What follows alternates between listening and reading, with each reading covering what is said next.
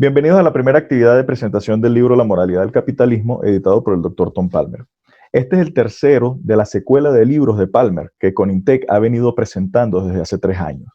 Nuestros fellows, doctora Neley Rueda, y los profesores Joel Torres y Juan Carlos Correa, junto al director fundador y gerente de proyectos en Venezuela, ingeniero Luis Siroco, están presentes acá para realizar el lanzamiento oficial de la edición para el público venezolano de este tercer libro, La moralidad del capitalismo. Buenos días, Neley, Joel, Juan Carlos, Luis, y a los asistentes en vivo, así como los que están viendo por los demás canales. Sean bienvenidos aquí a esta edición de estas entrevistas de Conintec. Antes de continuar con esta actividad, yo quisiera, la serie de preguntas que tengo preparadas para ustedes, quisiera darles una grata sorpresa a alguien por la naturaleza de esta actividad bastante especial, me pidió que les hiciera llegar unas palabras, tanto al público en esta y demás actividades, como a nuestros valientes y excelentes promotores de las ideas de libertad, del equipo de Conintec. Por favor, súbanle volumen, todos los que están para que puedan escuchar. My dear friends and colleagues in Venezuela, I hope that this finds you well as you struggle against a pandemic of disease based on a harmful virus and a pandemic of bad policies based on a harmful idea. The virus is known as SARS-CoV-2. The idea is known as statism. Like the virus, the idea of statism has several mutations. One of the most dangerous of them is known as socialism, and Venezuelans are suffering from it now. Another variant is known as interventionism, and Venezuela has had a long history of that as well. Both lead to dangerous complications, including violent cronyism, characterized by grossly unfair privileges for those with special connections to power. Those with connections get what they want, and everyone else suffers. I collected and wrote the essays for the book on the morality of capitalism because I saw the harm that statism does in both its socialistic and its interventionistic forms. Usually, statism is presented by its advocates as moral, not merely morally superior to capitalism, because they say there is no morality to capitalism at all, that it is amoral. I'm convinced that they're wrong. Ownership of justly acquired property is entirely moral, and it is framed by moral responsibility. One may not use one's property to harm the rights of others, for example. Exchange, similarly, based on mutual consent, is moral. Now, why choose the word capitalism? It originated as an entirely negative term and was invented by Karl Marx and his follower Werner Sombart, who in later life took the common route from Marxist socialism to National Socialism, that is, to an especially virulent and violent form of fascism. Marx and Sombart and others identified capitalism as what they opposed, and socialism of its various forms as its logical or moral replacement. So the term capitalism originated as an insult, but later became a descriptive term for the system that the great economist Joseph Schumpeter described as that subspecies of all the systems characterized by private property, which carries out new combinations of factors of production and involving the creation of credit.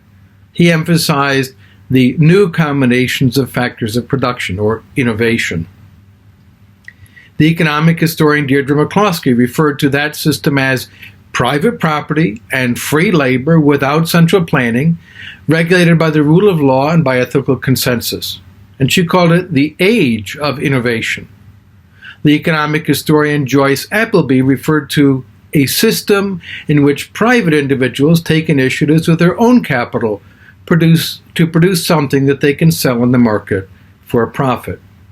So understood, free market capitalism is an economic system characterized by production for consumer demand, based on decentralized processes of trial and error that are tested through the voluntary processes of market exchange and the tests of profit and loss.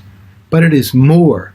It is a legal system based on equality of well-defined and legally secure rights that are freely transferable by consent. And it is a cultural or social system based on constant improvement, or innovation as it is called, and on social mobility, or what was called in previous centuries, careers open to talent. Private benefit for well-connected elites characterizes state interventionism, and we call that crony capitalism. Venezuela has known that. Private benefit for well-connected elites also characterizes socialism, and Venezuela is living through that now. We call it socialism of the 21st century. The rich prosper because of their connections, whereas the poor struggle under an unfair system of plunder and robbery. Free market capitalism rejects cronyism of any sort and demands equality before the law. It knows no nation, race, religion, or language. In this little book, I brought together views from Africa, Asia, Europe, and the Americas, from scholars, intellectuals, entrepreneurs, and poets, each offering a slightly different perspective on the economic, legal, and cultural system that has transformed the world and raised billions of people from subsistence poverty, degradation, and oppression to dignity, health, longevity, education, and freedom. And that system is free market capitalism. I so greatly respect the work of the fellows and staff of Econ Intech, who are working for dignity, for freedom, and for prosperity for all the people of Venezuela who've been heavily afflicted by cronyism, violence, and poverty. My friends, I believe that you will be successful. The system that has your country in its grip is self-destroying and will not last. What follows will matter a great deal. And your work to spread the ideas of liberalism greatly increases the chances that what will follow will be freedom and prosperity, dignity, and the rule of law. I respect and admire you, my friends. I hope to see you on the other side of these two terrible pandemics. Bueno, esas fueron unas palabras que el doctor Tom Palmer envía al público de Conintec y a nuestros fellows, de verdad, bastante motivacionales. Ante todo, bueno, quisiera hacer un agradecimiento público a nuestro amigo Francisco Villarroel, aquí en Texas Tech University, y a Palabra Pública, que fue quien nos editó y nos subtituló el video. Un agradecimiento bastante especial a Francisco, ¿ok? Con el cual hemos venido trabajando algunos otros fellows de Conintec, por ejemplo, Humberto Andrade, aquí presente, Luis Carlos Marchena, en Brasil, y mi persona. Hemos estado trabajando en una serie de podcasts y de entrevistas junto con Palabra Pública, que los invito a revisar en los canales de YouTube. Ok, bueno, dicho esto, quisiera comenzar con una serie de preguntas muy cortas para tratar de aprovechar el tiempo y la suerte que hemos tenido con el Internet. Vamos a empezar por Neley. Después de escuchar esas palabras motivacionales de Tom Palmer, fíjense que les reconoce el trabajo que ustedes cuatro están realizando allá en Venezuela, un trabajo bastante reconocido, incluso aquí en los Estados Unidos por todas las personas del Atlas Network. Además de eso, Tom nos dio a entender que el término capitalismo se inventó con una intención de criticar y ofender el sistema de libertad económica o libre mercado. Este libro nos ayuda no solo a saber, sino a comprender que ese sistema, que ahora con mucho orgullo adoptamos ese término acuñado por Marx, capitalismo, está basado en la moralidad y ética. Por tanto, ¿por qué es importante y necesario hablar y educar a las personas sobre la moralidad del capitalismo? Ok. Bueno, como le dije, tenemos que redimir ese término capitalismo. Exacto, porque no existe otro sistema que nos dé la oportunidad de salir adelante como él.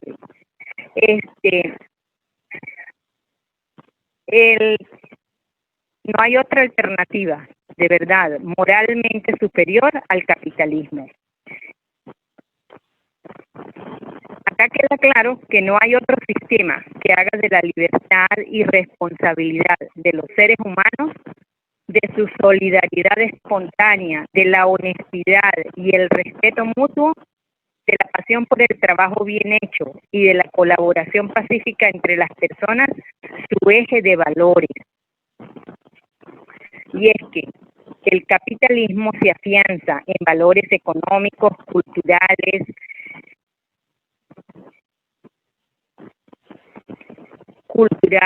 éticos, ¿verdad? Que no permiten, por ejemplo, que se robe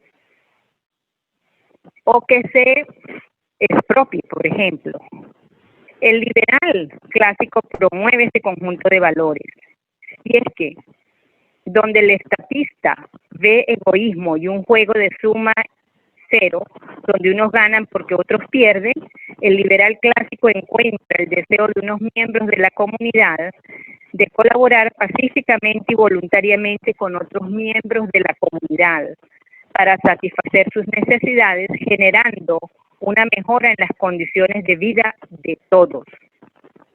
Ahí donde el estatista ve una concepción empobrecida del hombre que concibe la bondad como realización del poder estatal y entiende la solidaridad como la confiscación y redistribución violenta de los frutos del trabajo de otros por parte del poder político, el liberal clásico desconfía de los poderosos, pone su fe en el hombre común y entiende la solidaridad como un acto de generosidad espontánea que se materializa a través de la filantropía.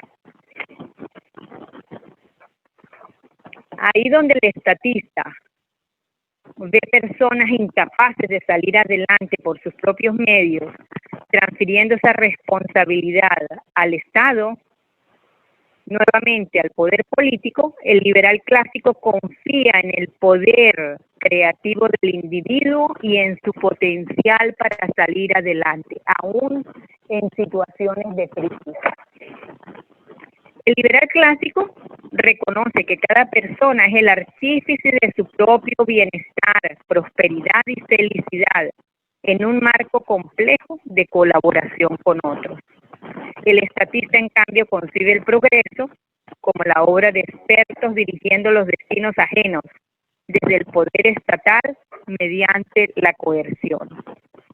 Al defender el capitalismo, el liberal clásico se pone al lado del hombre común y de su libertad. Al atacarlo, el socialista se pone al lado de los poderosos y del control de estos sobre la vida de los demás. No es exageración sostener que la ética que fundamenta el capitalismo es la única que permite considerar a cada ser humano como un fin en sí mismo, como un ser único, cuyos derechos no pueden ser aplastados por intereses políticos o privados disfrazados de bien común. Es por lo que el capitalismo se convierte entonces en una condición necesaria para la libertad integral. Por eso también en aquellas partes del mundo donde el capitalismo ha sido destruido, sustituido por ideologías colectivistas, la libertad también ha desaparecido totalmente.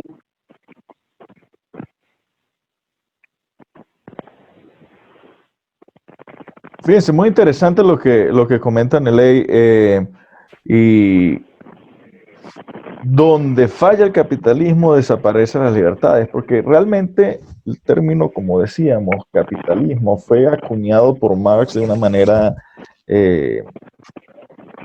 digamos, descalificativa.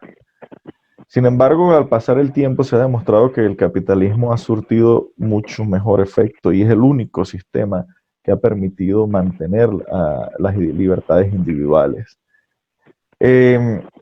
Básicamente, y esto para Joel, el capitalismo se basa en la realización de transacciones voluntarias de manera privada y sin intervención gubernamental. Siempre se ha atacado al capitalismo porque supuestamente el interés propio no permite el equilibrio que los mercados necesitan en el intercambio de bienes. ¿Esto será cierto?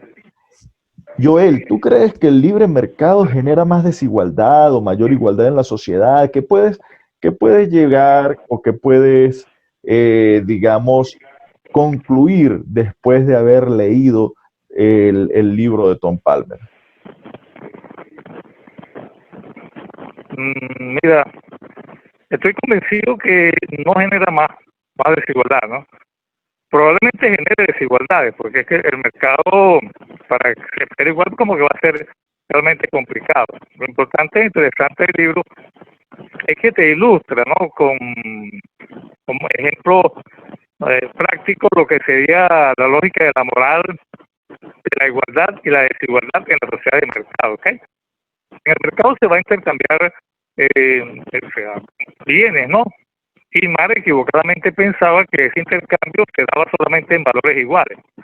En un mercado, en una sociedad de intercambio, de libre mercado, pues se debe reconocer el valor que tiene un bien y que va a beneficiar a cada uno de los que voluntariamente participan allí, ¿ok? Hay que reconocer esa diferencia de valor. O sea que difícilmente yo creo que puede producir, digamos, más desigualdades que la que produce realmente el propio Estado, ¿no? Cuando el Estado regula el sistema de intercambio, ¿no? Cuando el Estado interviene de manera directa en el propio mercado que puede controlar el Estado, ¿no? Bajo coerción, bajo presión. Creo que genera más desigualdades que la que puede generar el intercambio de bienes y derechos básicos, ¿no? Pero esa desigualdad que puede generar el libre mercado se va a ver compensado por el fortalecimiento del bienestar común cuando la gente acude pues voluntariamente al mercado a obtener sus bienes y servicios. Indudablemente se va a ver reflejado en una mejora significativa de su calidad de vida, ¿ok? De allí que la participación del Estado debería estar limitada solamente a garantizar los propios derechos de los ciudadanos, de las personas, ¿no? Y dejar que sea el mercado el que genere por sí mismo esos mecanismos de igualdad o de desigualdad que definitivamente conllevan a una vida mejor. O sea que yo no veo, o por lo menos no percibo que represente un gran peligro la preocupación de ver si el libre mercado te va a generar igualdad o te va a generar desigualdad. No lo veo, lo siento así, ¿no? Excelente, Joel. Mira, este término de igualdad, desigualdad nos lleva a otro, que es la globalización. Y creo que esto sería bueno que Juan Carlos nos aclare para darle la palabra a Juan Carlos, ya que el libro también presenta una parte dedicada a esto, a la globalización. Esta palabra es utilizada por todos los espectros de la política. Nosotros escuchamos hablar de globalización por los progresistas, los de izquierda de ultranza, los de derecha, etcétera. Todos los espectros han utilizado el término de globalización. A mí me interesa que el público esté claro con la relación entre globalización, capitalismo, emprendimiento y libertad. ¿Qué nos puede decir Juan Carlos, que es el que tiene la palabra en este momento, sobre esta relación y que se pueda concluir después de leer este libro, de estudiar este libro, sobre esta relación, globalización, capitalismo y libertad? Bueno, Rafael, y para los que nos están escuchando y viendo, definir globalización representa es la consolidación del capitalismo, necesariamente, obligatoriamente. La globalización es precisamente lo que todos hemos visualizado, percibido, ¿no? Es el libre comercio, la expansión de los mercados, por supuesto. Esto conduce a un aumento de la productividad, ¿no? Y por ende, pues al crecimiento económico. Vemos también que hay una marcada industrialización, es expandir precisamente las empresas, su sistema y la tecnología de vanguardia para producir esos bienes y servicios con los que contamos hoy en día.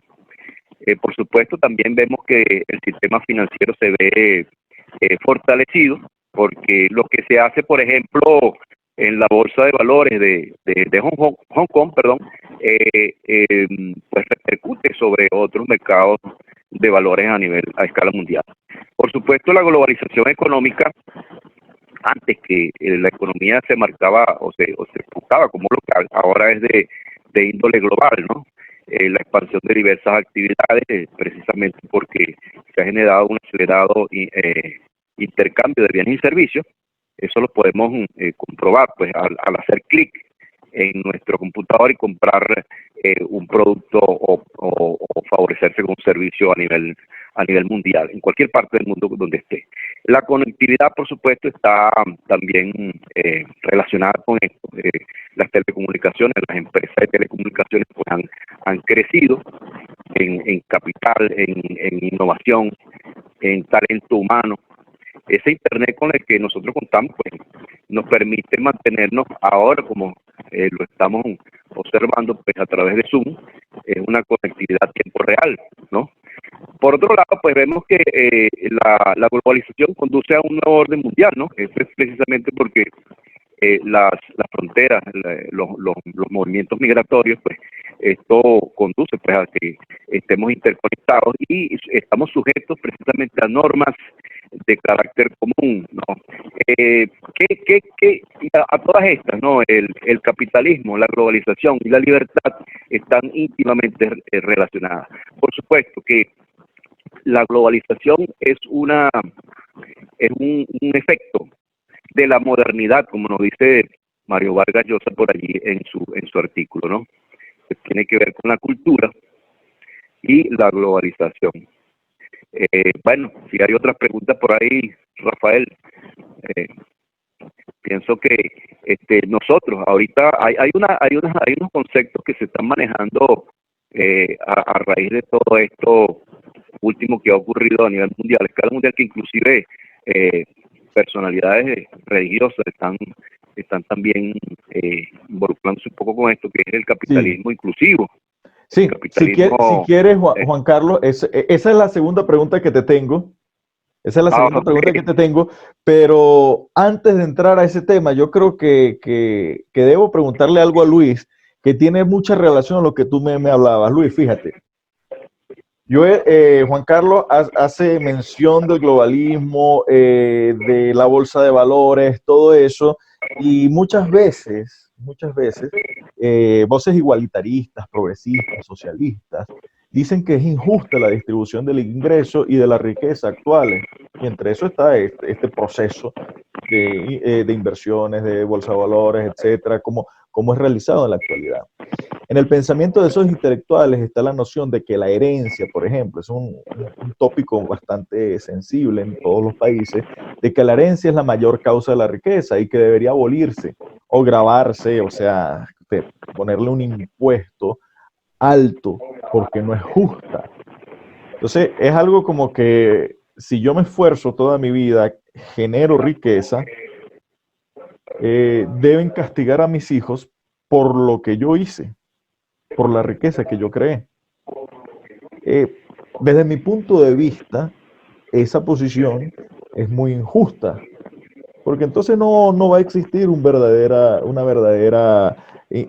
incentivo para generar riqueza, porque yo genero riqueza no para ser inmortal, yo genero riqueza para la posteridad, para mis hijos, mis nietos, mis bisnietos, etcétera, para el futuro, porque yo quiero que mi familia futura, inclusive los que ni siquiera conozco aún, tengan un nivel de vida mucho mejor del que yo tuve. Sin embargo, para estas voces, esos intelectuales, esos políticos, esos académicos, eso no es justo. Y por eso se debe grabar, por eso se debe colocar un impuesto a las herencias. ¿Qué podrías decir tú al respecto en base a las conclusiones y en base a lo que este libro, La moralidad del capitalismo, nos puede indicar o nos puede señalar sobre este tema? Mira, Rafael, muy interesante la pregunta porque la mayoría de las veces se suele asociar la herencia como algo negativo y como tú bien lo dijiste, se dice que es la principal causa de desigualdad de riqueza y por lo tanto es la principal causa de desigualdad de ingresos, ¿no? Tú sabes que siempre los colectivistas, los igualitaristas están preocupados por el tema de la igualdad, pero no es la igualdad de la igualdad ante la ley, ¿no? La igualdad de derechos individuales y que se respeten esos derechos, sino la igualdad en los resultados. O la igualdad en la dotación inicial. Con dotación inicial me refiero a lo que ellos conciben como riqueza. Y ellos dicen que entonces esa riqueza es injusta porque hace que los participantes en los procesos de mercado en el presente, al tener una dotación inicial que es distinta por la riqueza que han heredado, entonces pues los ponen en una desventaja frente a los que tienen esa riqueza. Fíjate tú, lo que hay que empezar por definir muy bien es el concepto de riqueza, y el concepto de riqueza tiene que ver con la generación de valor. Algo es valioso en la medida en que se espere que ese algo genere ingresos, ¿okay? Genere ingresos futuros. Ese es el concepto de riqueza que tenemos que tener nosotros. Si bien es cierto que puede haber una dotación inicial, no es menos cierto que si tú pones esa dotación inicial, esos recursos que has heredado del pasado, al servicio de los procesos productivos, esa riqueza puede que no permanezca contigo. Y de hecho eso lo prueba la historia y la evidencia empírica. No, los ricos de hoy no necesariamente son los ricos de hace 10 años, ni los ricos de hace 20 años, ni van a tener por qué ser los mismos ricos de dentro de 10 años o dentro de 20 años. Okay, la riqueza es un proceso dinámico, es decir, no hay un punto de equilibrio estático, que yo llego a ese punto de equilibrio y listo, y entonces la riqueza es algo que está dado, y a partir de ahí, entonces, eso influye como variable, si queremos hablarlo en términos de modelos, eso influye como variable independiente sobre el proceso productivo, o sea, sobre el nivel de equilibrio, es decir, sobre la cantidad de productos que produzco y el precio de ese producto, y por lo tanto eso determina mi ingreso, y mi ingreso de forma permanente, además. Quienes sostienen eso, sostienen que además eso es de forma permanente. Y no es así, porque lo que se ha probado, si bien es cierto que la riqueza puede tener algún impacto en el corto plazo sobre el ingreso, porque sí lo tiene, también se ha probado que en el largo plazo eso no se mantiene, porque es el mismo proceso productivo, es la misma producción la que influye sobre la riqueza. Imagínate tú una persona que, por ejemplo, tenga unos recursos que sean considerados valiosos hoy en día, pero que mañana dejen de serlo. ¿Por qué? ¿Y por qué? Se preguntará la gente. Bueno, porque el mundo cambia, porque las preferencias cambian, las necesidades cambian. Estamos en un mundo de cambios y además de cambios que no son predecibles, porque tiene que ver con la conducta humana. Y como sabemos tú y yo, eso no es predecible absolutamente con ningún sistema matemático ni con ningún computador, por potente que sea. Es allí el dilema, entonces. Lo que es valioso hoy no necesariamente tiene que ser valioso mañana. Y lo importante de este sistema de libre mercado es que te da la oportunidad de que cualquiera, aun cuando no pueda tener en un momento determinado la dotación necesaria para acumular, para tener un ingreso alto y acumular más riqueza, la pueda tener basándose en sus propias facultades. Ahí lo que hay que procurar es precisamente que no haya una intervención estatal, una intervención de los gobiernos, que viendo esa desigualdad que hay en un momento determinado, como si agarraras un mercado y le tomaras una foto, como si lo que importara fuese la foto en el momento determinado y no el proceso evolutivo que te llevó a esa foto y el proceso evolutivo que va a surgir a partir de esa foto en adelante. Eso no importa, lo que importa es la foto y decir que hay desigualdad, y por lo tanto tenemos que acabarla, reducirla, imponiendo tasas, gravando más a la gente que más gana, por ejemplo, todo esto de los impuestos progresivos, o expropiando, o tomando determinadas medidas arbitrarias que lo que causan es mucha más distorsión y mucho más perjuicio que el beneficio que supuestamente procuran. Entonces los que son fanáticos del equilibrio suelen ver como equilibrio significa una planificación que tú haces consistentemente, o sea, tú planificas y eso se mantiene consistentemente en el tiempo. Entonces, y el mercado no es así, porque el mercado es un proceso dinámico, entonces todo lo que implique un dinamismo que eche al traste esa planificación que habías desarrollado, bueno, entonces no es respetable para ellos, no es moral, o cuando mucho no es respetable. Okay, entonces ahí es donde caemos en ese dilema. Pero yo para resumir esto, lo que quiero comentarte es que el hecho de que tengas mucha riqueza en un momento determinado no implica que la vayas a seguir teniendo, porque eso implica que tú como emprendedor, si tú pones esa riqueza al servicio del proceso productivo, nunca te equivoques. Siempre sepas exactamente cuáles van a ser las expectativas futuras del mercado, sepan cuáles van a ser las nuevas tecnologías y las incorpores de la manera más eficiente a tus procesos, que sepas cuáles son las proporciones óptimas de insumos que tienes que usar para que entonces tú puedas producir un buen margen de ganancia, tener más ingresos que los demás y entonces acumular más riqueza. Y eso además implica que si tú heredas eso a tus hijos o a tus nietos o a las generaciones que vienen, a quien tú quieras, entonces esas personas tengan que seguir haciendo lo mismo, o sea, no pueden equivocarse nunca. Y eso es falso. Entonces, por eso tú revisas la revista Forbes, por ejemplo, revisas la revista Fortune y ves los ricos los más ricos del mundo de hace 50 años, de hace 20 años, y de ahora no son los mismos. Probablemente hay algunos que se hayan mantenido, otros han salido, otros se han ido completamente a la quiebra, otros han bajado en el ranking, han entrado nuevos actores. Y eso no es una evidencia académica fehaciente, pero es uno más de los indicadores que te dicen que la riqueza es un proceso evolutivo y que no solo la riqueza determina la desigualdad de ingresos, sino que también la producción influye sobre la riqueza. Entonces, si tú eres rico ahora, no necesariamente vas a ser rico en el futuro. Por lo importante es que tú, con tus propias facultades, puedas tener la aspiración y tengas los mecanismos necesarios, legales y jurídicos, que protejan esa búsqueda de tu progreso, esa búsqueda de tu felicidad. Si eso es así, yo no veo nada de irrespetable o de irrespetuoso o de inmoral en eso. Muy bien. Vamos a iniciar la segunda ronda de preguntas, la última ronda de preguntas individuales para estas nuevas o estas series de preguntas, segundas preguntas que voy a realizar yo. Le voy a pedir a los fellows que sean lo más breves posible, muy breves, para tratar de no exceder del tiempo, ¿ok? Lamentablemente perdimos mucho tiempo al inicio con detalles técnicos del Internet en Venezuela, eso lo tenemos muy claro, pero bueno, debemos respetar ciertos tiempos y ciertas horas. Entonces, esta pregunta va a ser para Neley, algo muy directo, Neley, por favor. Y retomando lo que nos comenta Juan sobre la globalización otra vez, la globalización, el capitalismo, emprendimiento y libertad. Eso es un tema que es fundamental porque es básicamente el centro, el fundamento de Conintec, ¿ok? Capitalismo, emprendimiento, libertad. ¿Qué virtudes, de acuerdo a este libro, qué virtudes se pueden asociar al capitalismo emprendedor? Mira, en cuanto a virtudes, yo diría disciplina, formación, adquisición de conocimientos, desarrollo de habilidades, destrezas, talentos que se colocan al servicio de la comunidad. Eso es lo que nosotros estamos tratando de sembrar en nuestros jóvenes y en las personas que asisten a nuestros talleres.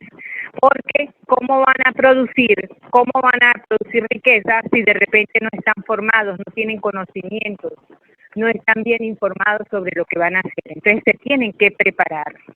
Porque el capitalismo emprendedor requiere de competencia. ¿Cómo voy a competir yo con otra gente que ofrece lo mismo, verdad? Si mis productos y mis bienes no tienen calidad.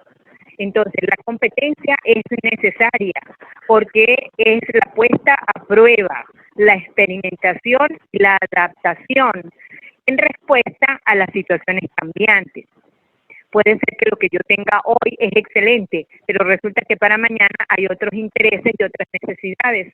Entonces, el emprendedor tiene que estar alerta de los cambios, que hoy en día se habla de una sociedad de cambio vertiginosa. Lo que es bueno hoy y sirve hoy, mañana ya no. Entonces, hay que estar alerta para competir y para cooperar. La cooperación es otra virtud del capitalismo. Luego tenemos individualismo y comunidad. El capitalismo ha sido muy criticado porque dicen que exacerba el individualismo atomístico.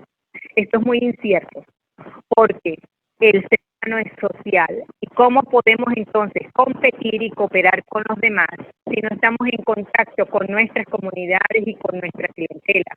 De anteojito que tenemos que dejar el aislamiento, ¿verdad?, y acercarnos a la comunidad. Está bien demostrado que el hombre en cooperación con los demás es cuando produce más, cuando innova, cuando crea y cuando se producen las obras más grandiosas. Entonces, todo lo que tenemos nosotros en este mundo moderno ha requerido de la cooperación y del trabajo mancomunado con otras personas.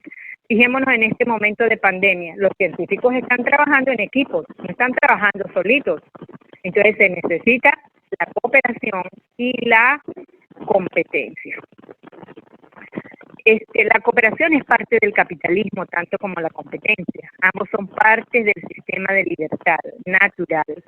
La mayoría de nosotros dedicamos tiempo en ayudarnos unos a otros, a nuestros consumidores, a nuestros proveedores, a nosotros mismos, a la empresa, a nuestros empleados. Entonces, la vida sería terrible, de verdad, si estamos en solitario, pero para el capitalismo esto no puede ser. ¿Ok? Bueno. Ok, muy bien. Buenas palabras, análisis de lo que hemos o lo que podemos leer y el público puede leer en este libro. Y salta otra pregunta, un poco quizás filosófica. Y bueno, aquí voy a tomar o voy a preguntarle directamente a Joel, ya que yo siempre he dicho en la universidad cuando trabajaba ya con ustedes, Joel, para el público, yo trabajé muchos años en la Universidad Centro Occidental Lisandro Alvarado, allá en el Decanato de Ciencia y Tecnología. Los que son alumnos aquí presentes de la carrera de Ingeniería de Producción, Análisis de Sistemas, pues quizás se salvaron de que yo fuera su profesor en algún momento, al yo mudarme para acá.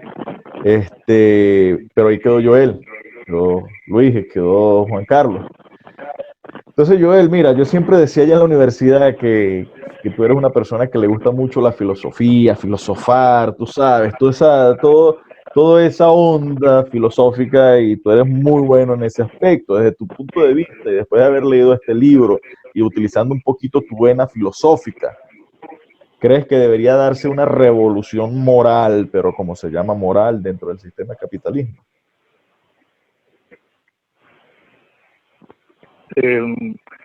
Bueno, yo creo que el hecho de la pandemia que está viviendo el mundo va a acelerar ese propio proceso, la revolución moral que se va a dar dentro del capitalismo. ¿Okay? El capitalismo se sustentaba, como bien expresa los autores que plantean allí, específicamente referido a David Kelly, el artículo dice Ayn y el capitalismo, ¿no? Y habla de tres revoluciones que sustentaron el capitalismo, ¿no? La política, la económica y la revolución industrial, ¿ok? Como fuente donde surgió el capitalismo que hasta el momento conocemos. Pienso que se va a dar una cuarta revolución y que la pandemia va a ayudar a acelerar esa revolución moral dentro del capitalismo y lo va a hacer más fuerte. ¿Por qué digo esto? Porque va a aparecer un mundo donde la moral va a ser, digamos, del individuo, que pueda el individuo buscar la manera de vivir en sí mismo. Eso va a ayudar a partir de la pandemia, ¿ok? El derecho moral del individuo de vivir en sí mismo y para sí mismo, ¿ok? La ética individualista va a buscar es la satisfacción del interés propio e indudablemente se va a convivir con el sacrificio por los demás, pero para poder sacrificarnos por los demás primero tenemos que poner la razón por encima, es decir, tenemos que producir riqueza para poder para ayudar a los demás. Nadie va a dar lo que no tiene, ¿ok? Entonces pienso que esto va a acelerarse, ¿ok? Ahora, la razón debe ser la fuente primordial de la vida, ¿no? Para aceptar la responsabilidad cada uno de vivir su vida como quiera, respetando el derecho de los demás y acatando la libertad, ¿ok? En esa libertad, él va a ir al mercado a comprar lo que necesita, pero para eso se requiere entonces que él tenga su propia ética individualista, ¿ok? Vivir como quiera, respetando los derechos de los demás. Entonces pienso que ese intercambio voluntario en libertad, que es la base fundamental del capitalismo, se va a hacer ahora más justo y más moral y más necesario. Y a partir de esta pandemia, la ética individualista va a comenzar a surgir como un mecanismo que va a desarrollar y acelerar el proceso de una revolución moral que se está dando y que se va a dar dentro del capitalismo como mecanismo de fortalecimiento y fuerza para seguir adelante, porque el capitalismo, aunque ha tenido bajas, siempre ha encontrado un mecanismo para salir adelante. Cuestión que no sucedió con las economías socialistas. Cuando se vienen a pique y no hay manera de subirlas o de detenerlas, ¿ok? Entonces pienso que esa revolución moral no solamente se va a dar, sino que se está dando. El propio hecho de tener el libro en la mano implica que vamos hacia eso. Es mi manera de pensar, es mi manera de ver. Creo que esa cuarta revolución se va a dar y la pandemia va a contribuir al desarrollo de esa propia revolución moral.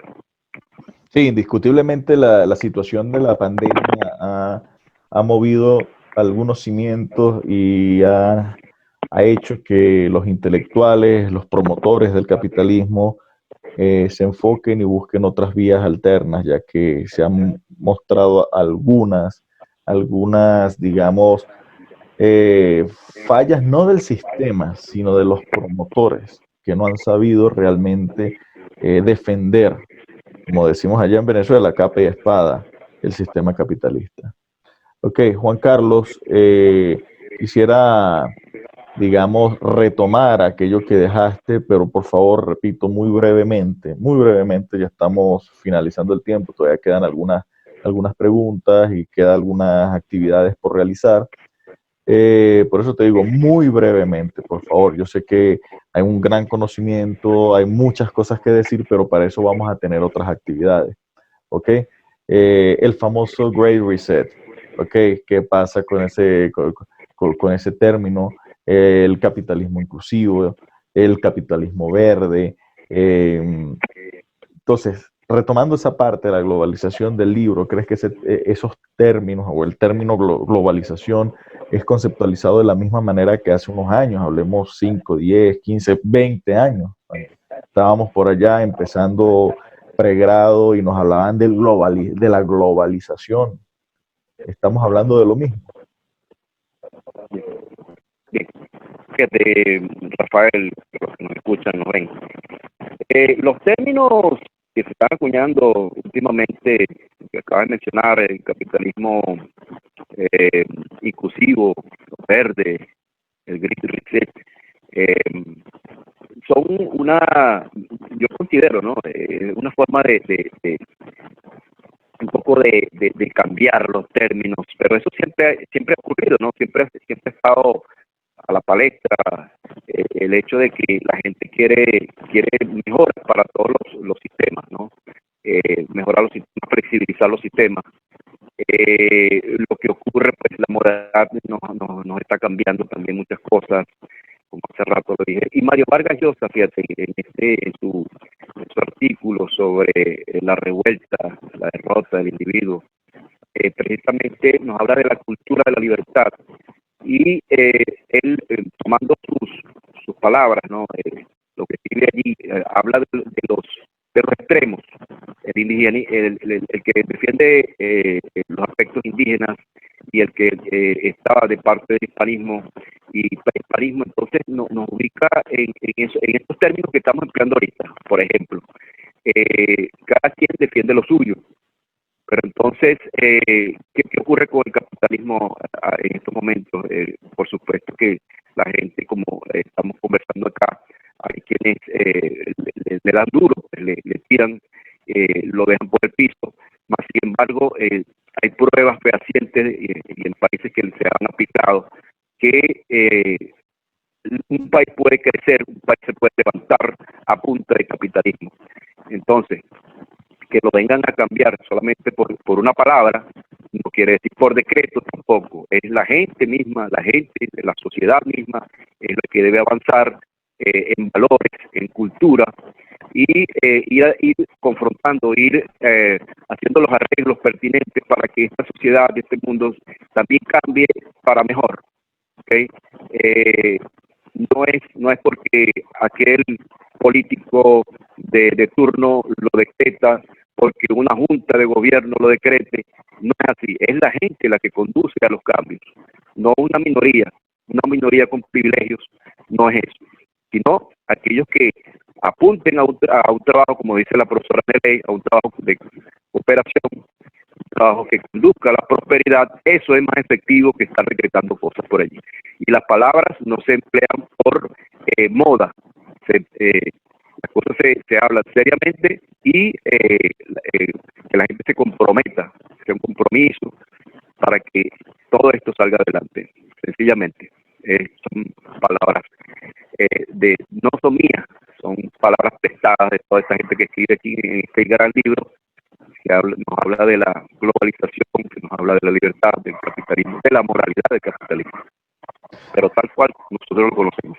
Que haya términos nuevos, ok, pero es lo mismo, sencillamente matizado con los cambios que la gente requiere. Más nada. Muy bien, Juan Carlos, fíjate un detalle. Tú has hablado de digamos, las minorías, cómo las minorías en muchas ocasiones se imponen sobre las verdaderas mayorías. Y eso es algo que tocamos en esta última pregunta que quiero hacerle a Luis sobre la democracia. Okay, muchos dicen, no, la democracia es el gobierno del pueblo, el gobierno de las mayorías, pero las mayorías de qué? Si nos ponemos a analizar realmente a fondo, ni siquiera en los países con democracias maduras, democracias antiguas, los votantes son la mayoría de la sociedad. Si nos ponemos a analizar un país de 30 millones de personas, aproximadamente Venezuela, votarán como 5 millones cuando mucho. ¿Okay? De esos 5 millones, el que saque 3 millones es el que el gobierno y tiene prácticamente potestad de hacer todo porque 5 millones le permiten hacer y tomar decisiones por 30 millones de personas. Entonces, yo le pregunto a Luis, en base a este libro del capitalismo, porque habla mucho sobre las libertades individuales y nos hace reflexionar sobre este tema que estoy trayendo, es si consideras que tener una democracia es más justa que gozar de bienestar económico. Y esto se trae mucho hacia Venezuela. ¿Qué podrías decirnos muy brevemente, por favor, del papel de las instituciones sobre esto?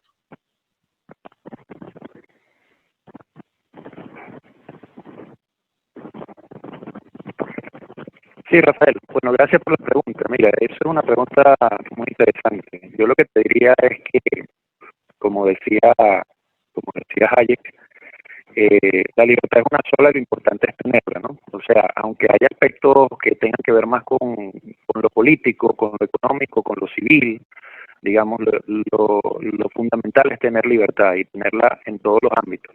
Entonces, claro, tú ves países del mundo donde puede haber democracias, pero muy poco progreso económico, y eso implica entonces grandes niveles de pobreza creciente, personas que no pueden realizar su fin, hablando de moralidad y de ética, ¿no? Porque el fin último, de acuerdo con la moralidad, digamos al menos de la libertaria, la moralidad libertaria, el individuo es el fin, no el medio, es el fin último, o sea, su realización plena, con base en sus facultades, ¿no? En el ejercicio de sus facultades. Entonces, tú con ese tipo de cosas, de instituciones, de reglas de juego, básicamente en un país, lo que estás haciendo es propiciar un ambiente que no permite que la gente logre sus objetivos. Entonces, lo que hay que tener claro es que bienestar económico, progreso, prosperidad económica no es exactamente igual a tener derecho al voto o tener de repente una separación de poderes en el gobierno, ¿no? Un Estado estructurado tipo república con separación de poderes, representatividad, alternabilidad de poder, todo eso. Eso es una cosa, pero no necesariamente está vinculada al progreso y al desarrollo de una nación. ¿Que es importante? Sí, ambas cosas creo yo que son importantes, ¿no? Sobre todo si pensamos en la Venezuela que queremos. Pero muy importante, muy trascendental es la libertad económica. Y la libertad económica es fundamentalmente el respeto por la propiedad privada, inalienable, es decir, que nadie te la viole y ni siquiera el gobierno pueda violarla, que el gobierno pase por el mismo hall por el que pasan los individuos, ¿okay? Los ciudadanos. Y además que te permita la libertad de elegir, no solamente de comerciar, de vender o de producir, sino también de elegir en todos los ámbitos. Entonces eso es lo que tiene que ver con libertad económica, es decir, el respeto y respeto a los derechos individuales fundamentales, que son el derecho a la vida, a la libertad y a la propiedad. Si eso se respeta, necesariamente la condición que deriva de ello, el estado, el estatus del país que deriva de ello, en el corto, en el mediano y en el largo plazo, es la prosperidad de la gente. Entonces, y además tú permites un marco en el que la gente pueda desempeñarse y valerse por sí misma. Entonces puede lograr los objetivos morales de ser el fin y no el medio. Así como hay países que pueden tener democracia y poco progreso económico, también hay países que son dictatoriales pero tienen un gran progreso económico, grandísimo. ¿cuál sería la sociedad ideal para mí? La que tuviera las dos cosas, pero que la libertad política no crezca en detrimento de la libertad económica. Eso es imposible. La principal de todas es la libertad económica. Muy bien, Luis, de verdad. Muchas gracias, muy buenas esas palabras y me acuerda a Milton Friedman cuando dice de que las sociedades que anteponen la libertad política sobre la libertad económica no van a tener ninguna de las dos, mientras que las sociedades que respetan la libertad económica, promueven la libertad económica y la libertad política, van a tener una gran parte, una gran porción de ambas. Ya para finalizar, esta es una pregunta muy general, Luis, quédate aquí en el teléfono para que seas tú el primero que conteste. Muy brevemente, díganme sí, no y muy breve, digamos 2, 3 segundos máximo. Imagínense que estamos en tiempo de televisión en vivo. Para contestar esta pregunta, ¿crees que la formación educativa actual ayuda al estudiante a tener una visión real de la situación que vive Venezuela, que le permita definir hacia dónde debemos ir como país? Rafael, bueno, con el poco tiempo, pues, pero yo te diría que no. O sea, mi percepción es que no ahora y no ha sido en el pasado tampoco. Okay, no con la calidad y la contundencia con que debería haber ocurrido. ¿Por qué? Porque no nos permitió defender instituciones que nos procuraran el progreso y que nos permitieran ser a todos entrar en esta lógica de la moralidad de la libertad, y tampoco a nivel personal, porque tampoco se explotan las capacidades de la persona. O sea, no se formalmente no se instruye a la persona para desarrollar las habilidades como emprendedor, y eso es algo muy importante que deberíamos tomar en cuenta, porque hay mucha gente que tiene habilidades emprendedoras innatas, pero hay muchas otras que las desarrollan, muchas habilidades de esas se desarrollan. Imagínate dónde estuviéramos si el sistema educativo desde los primeros años de primaria hasta que egresáramos de las universidades nos procuraran a nosotros toda esa educación y toda esa formación. Seríamos un país increíble. Así mismo es. Mi respuesta es que creo que no. Ok. Por favor, pásale la palabra a cualquier otro, no sé, el que tengas ahí al lado, y vamos cerrando la actividad del día de hoy. Rafael, Joel Torres. Perfecto, Joel. Mira, yo creo que no. Creo que nuestro sistema educativo no está dando la herramienta necesaria para que los estudiantes puedan tener una visión clara de hacia dónde debemos ir como país. Y en eso debemos trabajar. Por eso me siento muy satisfecho de la labor que venimos desarrollando, sobre todo en las universidades, con formación y complementando esa formación, fortaleciendo los valores del emprendimiento que debe existir en el estudiante, ¿no? Como una estrategia para poder generar riqueza y poder avanzar hacia donde queremos. Y te digo que no porque hubo gente que se dejó convencer por este sistema que no ofrecía nada nuevo, que no ofrecía prácticamente ningún cambio que te prometiera ir hacia una sociedad mejor, y la gente compró ese sistema. Lo que quiere decir que no tenía fuertes sus valores, sus convicciones morales y éticas para defender lo que había construido. Pero eso creo que la universidad tiene que mejorar un poco esa formación. Es mi punto de vista. Muy bien, gracias, Joel. Así que muy buena la labor que están haciendo a través de Conintec para solventar o para tratar de subsanar esta grave falla que hay en el sistema educativo. Neley, me imagino que está al lado. Por favor, rápidamente, brevemente, sí, mira, no, igual y que Joel y muy Luis, breve. la respuesta es no. La formación educativa no le permite al estudiante analizar la situación de Venezuela, ni mucho menos definir hacia dónde debemos ir como país. Pero la cuestión es que el estudiante vive las limitaciones, experimenta las limitaciones y las restricciones que hay. Así es de que estos 3 libros del doctor Tom Palmer, Porque la libertad, el estado de bienestar y la moralidad del capitalismo, nos van a ayudar grandemente a prácticamente cubrir parte de estas limitaciones, ¿oíste? Son libros excelentes. Creo que tenemos hasta un orden cronológico, lo pudiéramos dar. Y sí, se necesita una formación educativa en la universidad y en bachillerato en los últimos años. Porque en la universidad, como tú sabes, si el estudiante recibe, es socialismo. pero nada de capitalismo. Exactamente. Y bueno, y esa es la labor de Conintec y de ustedes allá en Venezuela. Juan Carlos. Bien. Sí.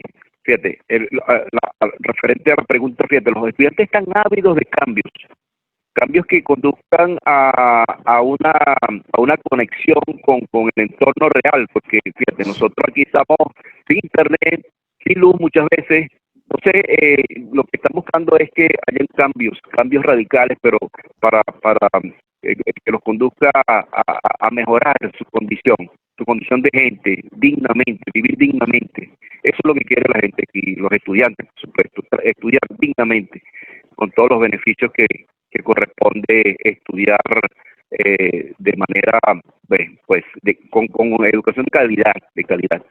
No tanto cantidad, sino calidad. Perfecto, eso es lo que estamos Juan Carlos. Muy bien, gracias.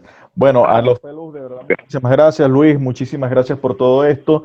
Con esto yo cierro las preguntas. Le pido por favor al público presente, a los que están todavía, yo sé que hay mucho problema con internet, por favor abran las cámaras para tomar la foto del grupo. Humberto Andrade también ayuda también con eso, por si acaso, abran la cámara todos, pónganse allí para una foto, pongan su mejor cara, la mejor alegría, pensando en capitalismo, en la Venezuela capitalista altamente moral y ética que todos deseamos que en algún momento llegue para que todos esos estudiantes que están allí no tengan que pasar por el proceso de irse del país si no lo quieren y si no se quieren ir, porque irse del país si se quieren ir es una cosa, pero irse del país si no se quieren ir o obligados por la situación es una historia distinta, ¿ok?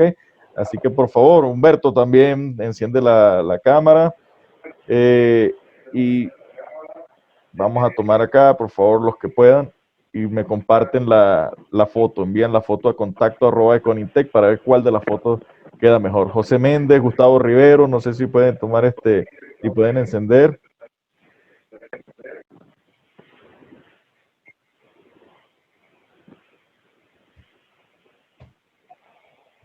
Ok, entonces cada uno ya tomó su foto.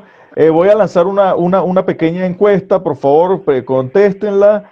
Quédense conmigo los que sean. Vamos a estar rifando el libro La moralidad del capitalismo, ya que mi pantalla falsa de atrás no lo permite ver, pero es La moralidad del capitalismo, lo tengo acá. Recuérdense, estudiantes, no dejen pasar la oportunidad de asistir a alguna otra charla. Esta simplemente fue la introducción del libro, para que aprendan, tengan un seminario, un análisis más detallado con los fellows, lectura, etcétera, algo más educativo, no solamente presentación como el de hoy. Y recuérdense siempre lo que les escribo en la presentación de la edición de Conintec, que se los escribí para este libro. No teman, digamos, defender las libertades individuales, no teman argumentar en favor del individualismo, porque el individualismo no significa ser egoísta, ¿ok? Todo lo contrario, es ser capaz de asumir la gran responsabilidad que acarrea la libertad y abrirse a la posibilidad de triunfar, y con ello ayudar a que otros también triunfen.